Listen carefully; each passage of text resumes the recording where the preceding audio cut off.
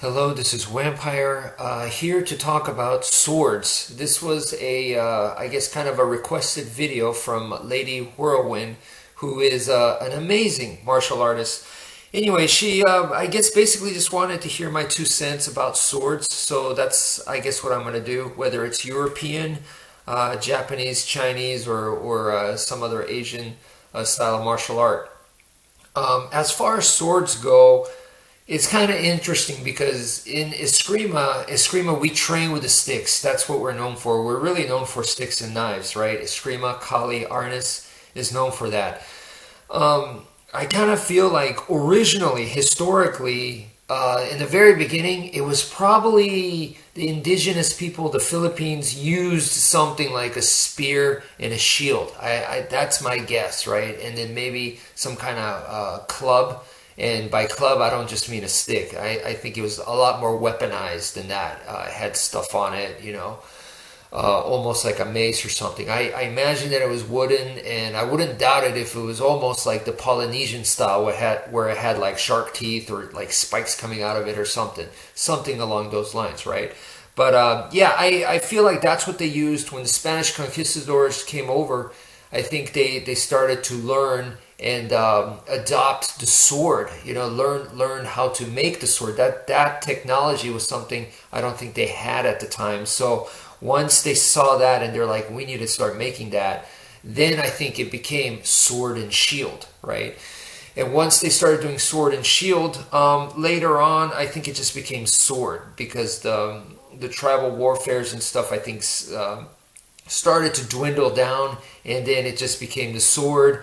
And then from the sword, to train the sword arts, they, I think, just went to stick. So the stick was actually a practice tool for the sword.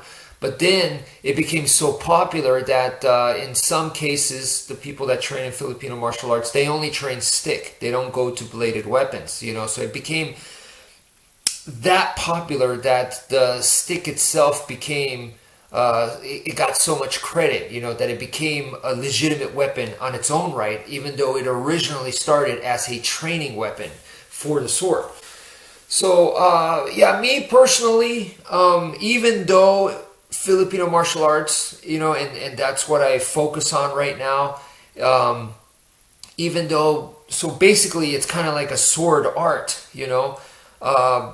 for me, I focus on the sticks and knives. That's my area mainly, and then I don't really get into swords. I don't have anything against swords. I like swords very, very much. I think they're awesome. And historical stuff. I'm fascinated by them.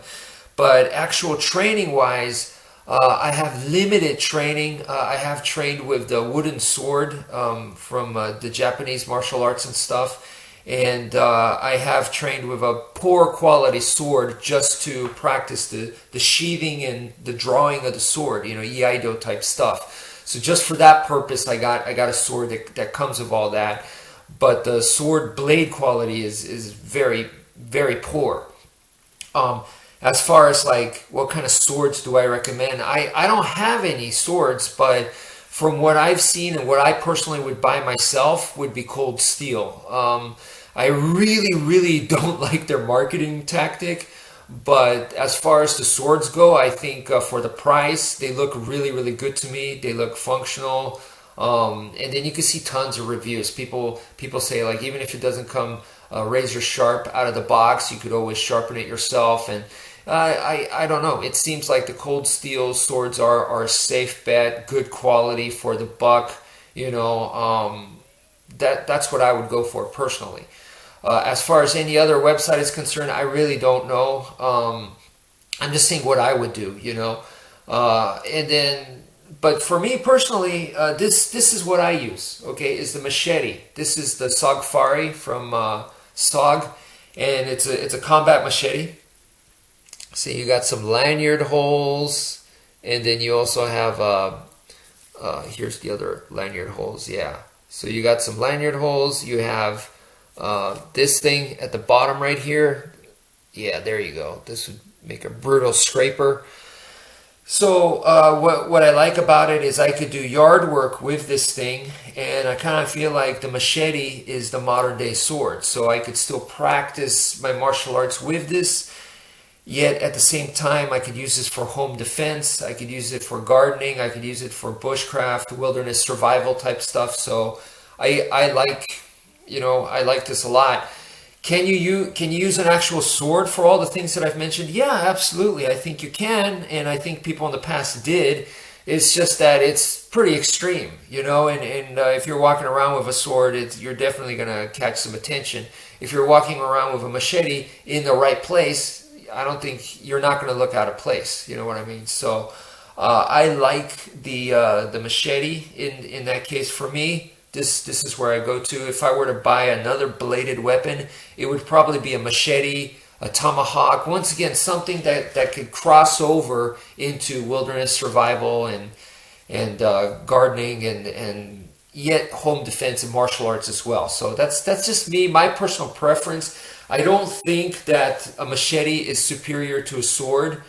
I feel like the machete is a little bit more practical for today's society, but once again, if someone just wants to practice the sword because they like the history, because they like ancient weapons, and they don't care about the practicality, they just want to learn the art of sword, as a hobby, I don't see anything wrong with that. Absolutely, I think it's a good thing. I just think you should go for it. I'm just saying for me personally, I went with a machete. So anyway, that's just a quick talk. Thank you for listening, and take care, folks.